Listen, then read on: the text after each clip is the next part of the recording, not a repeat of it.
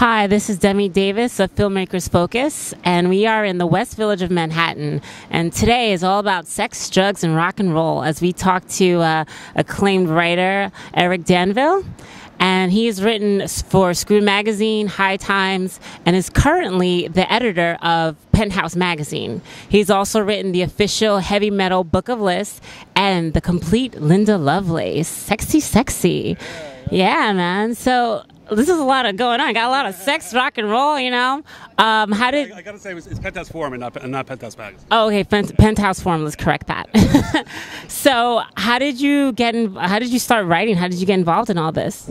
Well, I was an English major in college, so obviously I, wanted to get into some writing field. I was a journalism major, and surprisingly enough, I went to the same college that Al Goldstein went to. Oh. Yeah. My father worked there, and he knew Al when he was there, and so I was part of a rebellious little clique of English majors, if you can call English majors rebellious. And I just decided early on, is like I have to get a job at Screw Magazine. I have to get a job there. So I wrote for the paper, and I took all my classes and stuff like that. And when graduation time was getting near, I called up the office. I was like, I want to get a job at Screw. I want to get a job at Screw, and I heard nothing back. But a couple of years later, once I got into the job field and got into publishing the way that I wanted to, Screw was a little bit down the line for me. So it was bound to happen that I was going to be Al Goldstein's bottom for 7 years. So that's awesome. So it took you a little time. You got to get into your own and discover yourself. And so how did everything else fall in line? Because you did High Times first or Screw first? Yeah, I did. I worked at High Times first for about 3 years in the late '80s. And did you get a lot of weed? Yeah. A lot of very good weed. Yeah, at good prices. Actually, it was really funny. There was a section in the magazine called THMQ, the Trans High Market Quotations page, which would tell you the price of different pot around the country, and people would send in like, oh, in Maryland, green bud is going for $70 an ounce or something like that, back when pot was $70 an ounce. And since I was the editor, I'd get all the mail, and sometimes people would actually send in samples, like they'd send in joints in the mail, and I was like, okay, that's mine, that's one. So so sampling. So you just got in the mail. So I got some of this. Let's see. This is good. This is from Chuck from Illinois. Back before you had to worry about what people were sending you in the mail. But I'd get pot sent to me in the mail. It was fun. That's awesome. All right, so we go from High Times to Screw, and then what happened after that? I worked at Screw for 7 years, and by that time I was pretty much eligible for a gold watch and a star on the Hollywood Walk of Fame for putting up with Goldstein for that long. So after a couple of people had gotten fired and Al was, I think, becoming slightly even more unhinged for Al, I just couldn't fucking take it anymore, and I was just like, I gotta get the fuck out of this place. I took the weekend to think about it, and I was like, I gave my notice on Monday. I gave him 6 weeks notice so I could go to the 30th anniversary party still. And I gave him my notice on a Monday, and I had been ghostwriting for him for a couple of years. He didn't actually write his own shit. Secret revealed. Yeah, I know. The people in the hoods are going to come beat me tonight. I was one of several ghostwriters that he had, and I was handing in work for him for Penthouse Forum for about 2 years. So they knew my writing, and they knew that I could make a deadline and all this. And I owed a column actually the day that I quit. So I called my editor at Forum, and I was like, oh, column's going to be a little bit late. I just quit my job here, and it's a little kind of rough. I'll get it to you in a couple of days.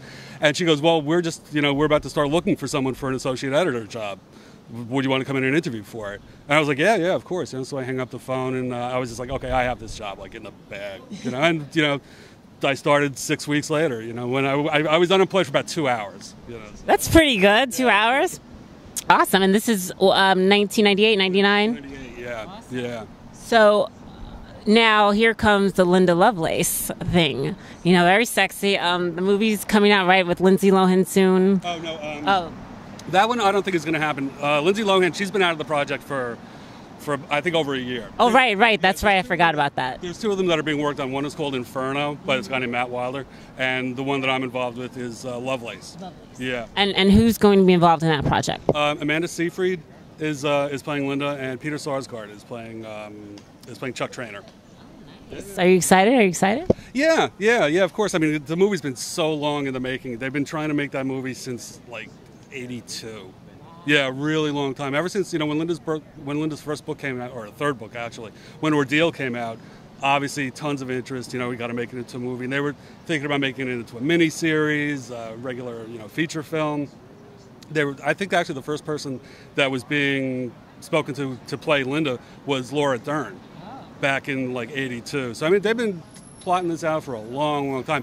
Ron Howard wanted to do it for a while, and that got a lot of publicity, but that ultimately didn't go anywhere. I think that's actually the reason why Inside Deep Throat got made, because Brian Grazer was such a hard-on for Deep Throat.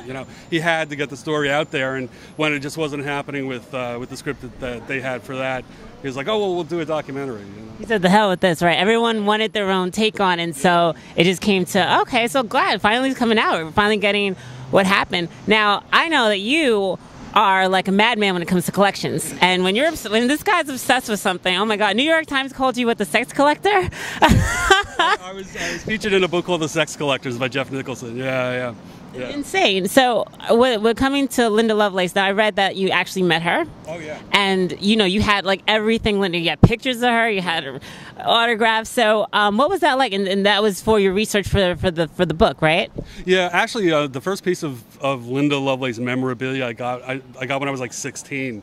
Because I'd always known who she was, and obviously 16 I hadn't seen Deep Throat or anything. But, I knew who she was, and I was always kind of interested in things that you're not supposed to know. And you didn't sneak in a theater?